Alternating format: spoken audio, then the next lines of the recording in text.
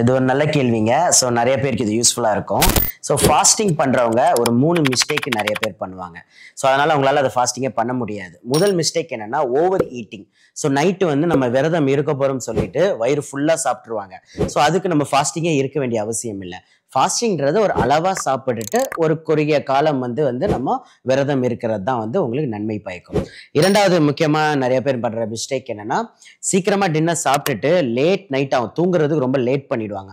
ஒரு 7 மணிக்கெல்லாம் early dinner சாப்பிட்டுருவாங்க. 11, 12 மணி வரைக்கும் ஏதாவது டிவி பார்த்துட்டு அப்புறம் தூங்குறதுனால, இரவு நேரத்துல பசிச்சு நடுவுல ஏதாவது சாப்பிடுறதுனால அவங்க ஃபாஸ்டிங்கே பிரேக் ஆயிடுது. அண்ட் 3வது மிக காமனான மிஸ்டேக் பார்த்தீங்கன்னா, ஊட்டச்சத்து இல்லாத ஒரு உணவு சாப்பிடுறது. நைட்டுமே வெறும் இட்லி, தோசைய சாப்பிட்டீங்கன்னா, உங்களால ஃபாஸ்டிங் வந்து ஒரு 10 மணி நேரம் கூட பண்ண முடியாது. அப்போ நல்ல விட்டமின், மினரல் இருக்கிற காய்கறிகள், பழங்கள், சாலடு, சுண்டல் வகைகள், புரோட்டீன் இத எடுத்துக்கிட்டு நீங்க ஃபாஸ்டிங் பண்ணும்போது, எல்லாருமே ஈஸியா 14ல இருந்து 16 மணி நேரம் ஃபாஸ்டிங் பண்ண முடியும்.